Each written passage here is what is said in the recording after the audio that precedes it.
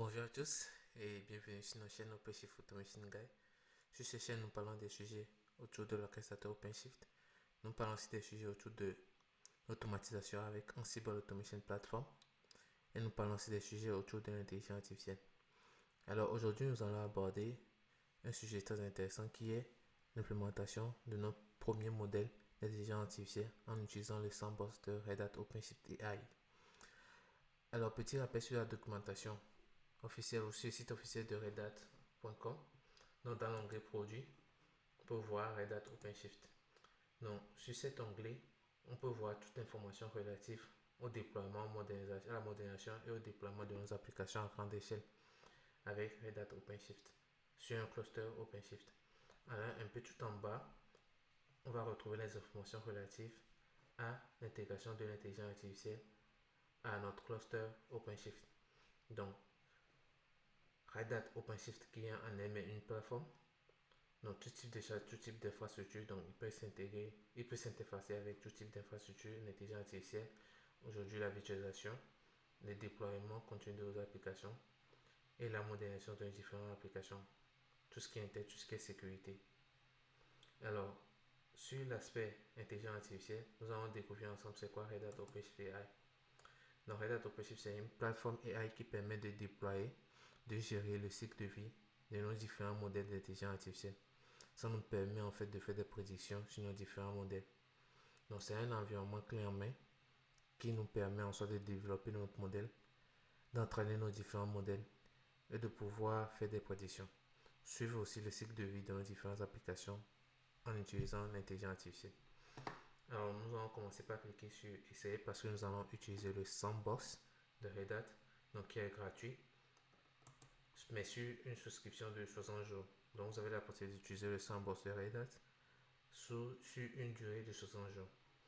Donc, dès que on active nos souscriptions, dès qu'on active nos souscriptions 60 jours, donc là, comme prérequis, il vous faut déjà avoir un compte développeur chez Red Hat pour pouvoir activer les 60 jours.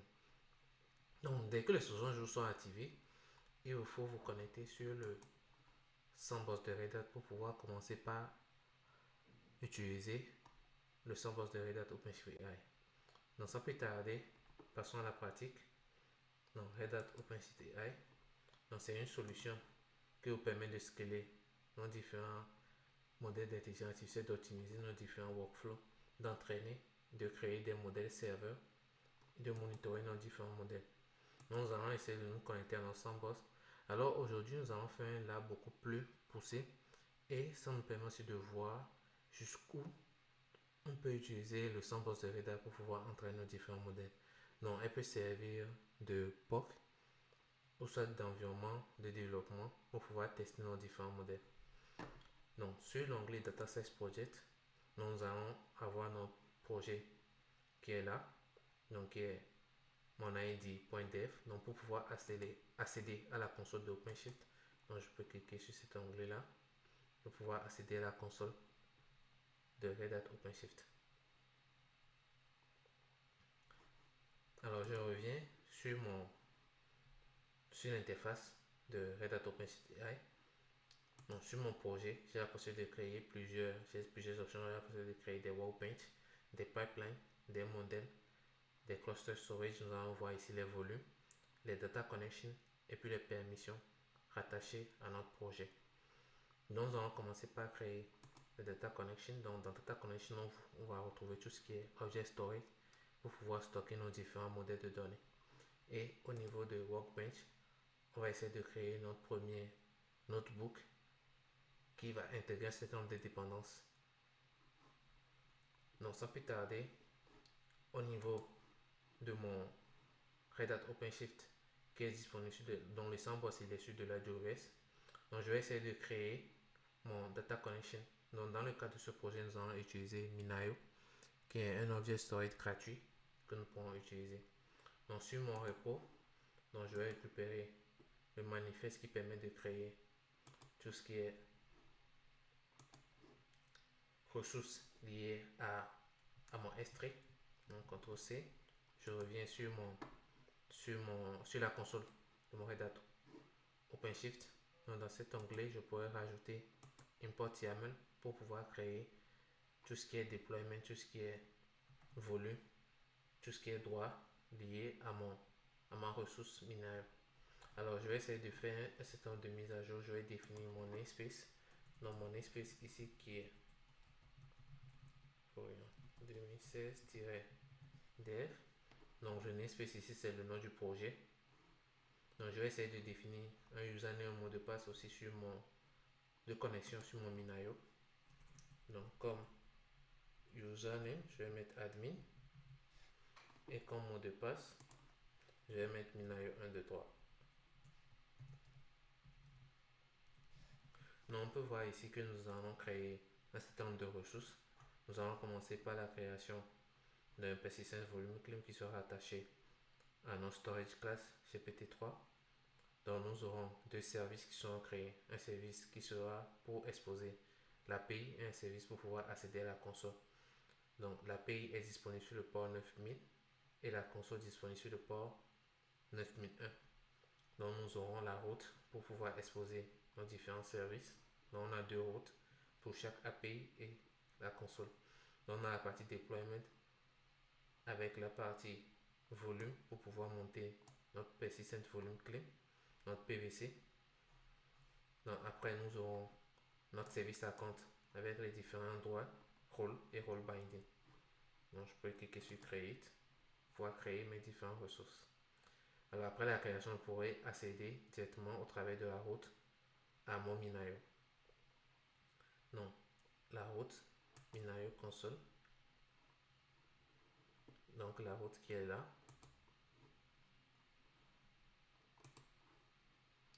Donc, mon pod n'est pas encore disponible, c'est pour ça que je n'ai pas encore accès à ma route. Donc, ça va pas tarder. Je retourne au niveau de au niveau de workload, topologie. Je vais voir quel est le statut de mon pod, s'il est en mode running, s'il y a des erreurs ou pas. Voilà, mon Minayo est en mode running, je pourrais voir aussi les logs. Voilà, super, j'ai mon API, j'ai ma console sur l'adresse IP du pod qui sera exposée au travers du service et au niveau de la route. Donc, du coup, je retourne au niveau de mon pod, topologie. Donc, dès que je clique sur topologie, sur mon pod, j'ai toutes les propriétés qui vont avec. Donc, dès que je clique dessus, donc j'ai mes différentes routes, l'API et puis la console. Donc, je clique sur ma console. Voilà, super. Donc, je vais pouvoir me connecter. Admin, puis Minayo 1, 2, 3. Voilà, super, j'ai accès à ma ressource, j'ai accès à Minayo, mes buckets. Donc, j'ai un bucket qui est créé par défaut, qui est modèle. Donc, dès que mon bucket, dès que mon object storage Minayo il est mis en place, donc je pourrais créer mon data connection. Donc, au niveau de mon data connection, donc c'est un object storage que je vais créer. Donc, un object storage de type S3. Donc, S3 compatible object storage. Donc, je vais mettre comme nom Minayo. Au niveau de l'access key, donc c'est le login. Au niveau de mon secret key, Minayo 1, 2, 3. Donc, au niveau de mon endpoint, c'est la route. Donc, je copie mon Minayo API. Donc, je reviens là. Au niveau de la région, je pourrais mettre any. Donc, si on est sur de l'AWS, on peut mettre US East 2 si on est sur de l'Azure. Donc, au niveau de mon bucket, je vais créer un bucket par défaut. Active. Alors, mon bucket par défaut, je vais retrouver le nom au niveau de mon repo que nous allons cloner au niveau de mon notebook. Mon retail sales forecast. Nous allons essayer de prédire les ventes. Donc, voilà ce que va faire notre modèle d'intelligence artificielle. Alors, le nom de mon bucket, il est où?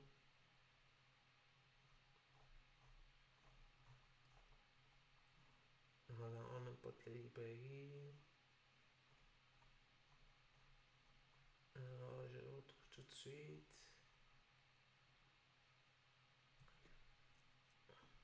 Le modèle, je reviens là. Donc, ça, c'est pour charger Notre modèle, voilà, il s'appelle Artifact. Donc je copie juste le nom de mon bucket, CTRL-V, puis je peux créer mon objet storage.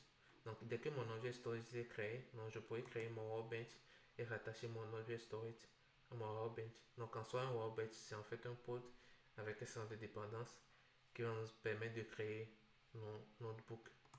Donc je crée mon workbench, je le nomme lab 1. Donc si je veux, je peux mettre une description. Image selection, je vais prendre Jupyter PyTorch, je vais prendre Data Science avec toutes les librairies liées à Data Science. Donc j'ai choisi. Donc je peux voir tous les paquets qui sont attachés à Data Science avec l'option que j'ai choisie. Donc View Package Information. Donc au niveau de, parce que j'ai choisi Jupyter, on a le notebook par défaut qui est sur l'image de base. Et on a Data Science avec un certain nombre de modules qui est rattaché à l'option Data Science. Donc, on a tout ça qui sont installés par défaut. Donc, on a Quickflow Pipeline, on a Kafka Python, on a Bototree, on a Pandas, Skitlearning, on a pas mal de librairies qui sont attachées. Donc, au niveau du size, donc je vais choisir Small avec un CPU et 2 Go de RAM. Donc, on peut aller jusqu'à 4 CPU et 16 Go de mémoire. Donc, aussi, ici, j'ai mon cluster storage qui est créé, qui est monté sur ce volume-là. Donc, je vais essayer d'attacher mon data connection que je viens de créer. Attache existing data connection. Donc, on peut voir là qu'il a sélectionné par défaut dans mon data connection que j'ai créé qui s'appelle Minayo. Donc, je clique sur attache. Donc, il rattache mon data connection. Donc, je pourrais créer mon workbench. Donc là, sur cette fenêtre là, on peut retrouver toutes les packages. On peut retrouver tout ce qui est volume qui est monté au travers du PVC. On peut retrouver tout ce qui est limite et tout ce qui est request suivant la size de notre workbench qu'on a choisi. Donc, dans notre cas, on a choisi small. Donc, notre pod, il est en mode running. Donc, dès que je retourne sur topologie, je peux retrouver mon pod, mon workbench ou mon pod qui est créé là. Donc, je peux retrouver aussi toutes les propriétés dessus avec les services, les haute connection, c'est-à-dire on a un init container qui est lancé qui me permet d'établir la connexion. Pas d'établir la connexion, mais qui permet de faire l'interface avec l'IDP de Red Hat OpenShift pour pouvoir établir une connexion au niveau de mon Jupyter Notebook. Donc sur l'interface de Red Hat OpenShift AI, donc sur cette fenêtre, je pourrais accéder à mon notebook.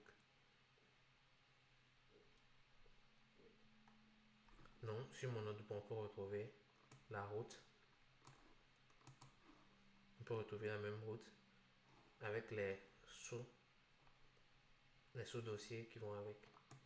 Donc on a notebook, le nom du projet, le nom de mon workbench et labs. Alors, j'ai mon Jupyter Notebook qui est créé. Donc, je pourrais cloner mon repository. Donc, je clique sur Clone Repository. Donc, je clone mon repo.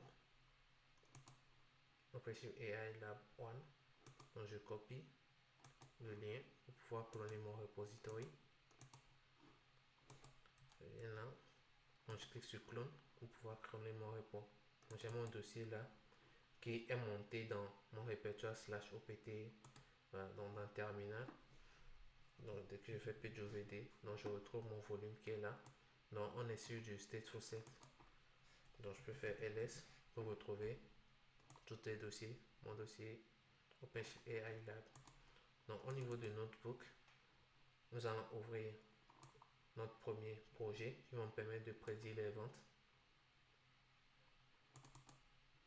On a notre premier projet là, ITC Forecasting with OpenShift AI, donc pour pouvoir prédire nos différentes ventes. Donc dans un premier temps, nous allons utiliser nos datasets avec un certain nombre d'informations donc qui se retrouvent dans data etc. On peut retrouver là dans data, on a notre dataset qui est là, donc qui regroupe toutes les informations relatives aux ventes avec un certain nombre de lignes de colonnes avec des labels qui sont définis sur chaque colonne. Alors, j'exécute mon code. Dans un premier temps, je vais importer tout ce qui est librairie. Voilà, qu'est-ce qu'il me dit? Il me dit le module Seaborn n'existe pas. Donc, c'est-à-dire que le module Seaborn n'existe pas dans tout ce qui est prérequis au niveau de data center. On peut retrouver que là, au niveau des packages installés par défaut. Donc, j'ai pas Seaborn pour tout ce qui est visualisation.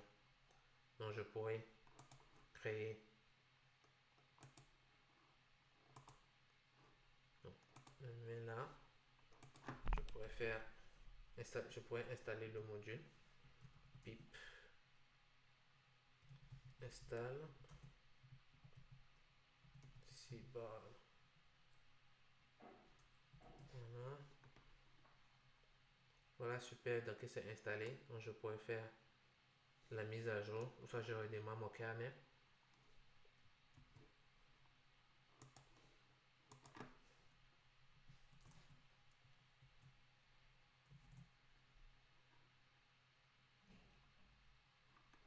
Non, je recharge toutes mes librairies. Donc, c'est bien chargé. Je charge mon dataset. Donc, j'ai mon dataset qui est listé là. Donc, nous allons faire une prédiction sur les ventes. Donc, on a les dates. On a les ID des produits. On a les catégories des produits.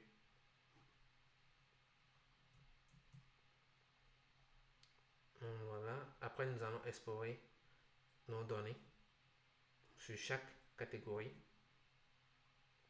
Donc, en utilisant le module, ici, on va utiliser le module Seaborn.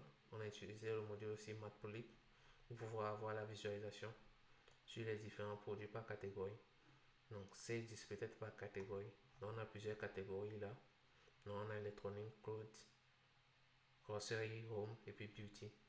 Donc, ça nous permet d'avoir une visu sur le comportement des différentes ventes par catégorie. Donc, après, nous allons entraîner nos modèles.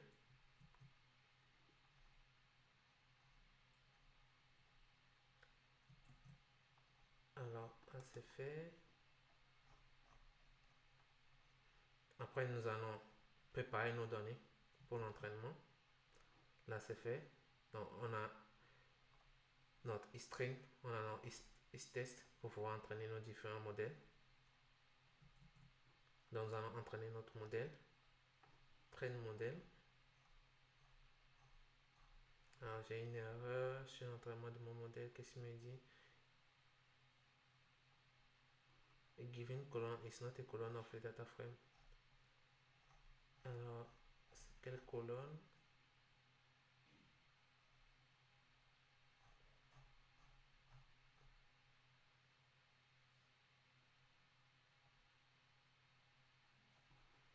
Given colonne.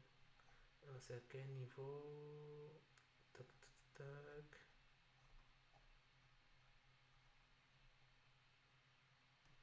Ok, c'est à ce niveau. New choose. Alors, je vais voir. Modèle. Fit des modèles. On a strain. Alors, là, on a aussi train. Qu'est-ce qui n'a pas marché? Alors, ce que je vais faire simple, ce que je vais filer les cells, redémarrer.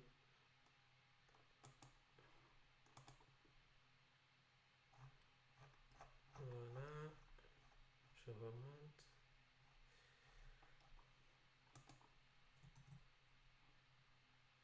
Voilà, je réinstalle mon Seaborn, je recharge mon repo, j'importe les librairies,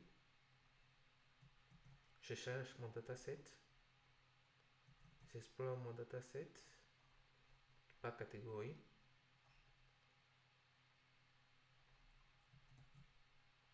Voilà, super. Ici, nous allons explorer nos différents features sur nos données. Dans notre data frame, on a les différentes colonnes qui sont là. Donc, après, je vais essayer de préparer notre modèle pour l'entraînement. Voilà, super. Maintenant, nous allons entraîner notre modèle.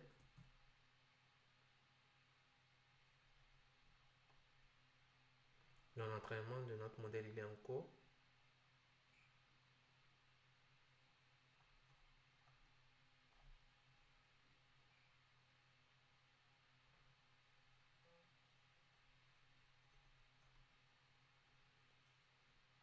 Voilà, donc on a entraîné notre modèle en faisant des tests de prédiction.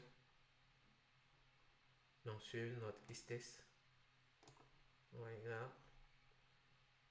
Donc je voulais vous montrer ici qu'est-ce qu'on a utilisé pour pouvoir entraîner notre modèle. Quel modèle d'intelligence artificielle nous allons utiliser. Ici nous allons splitter nos données. Créer processing pipeline dans un créer un pipeline. Nous allons utiliser des transformers.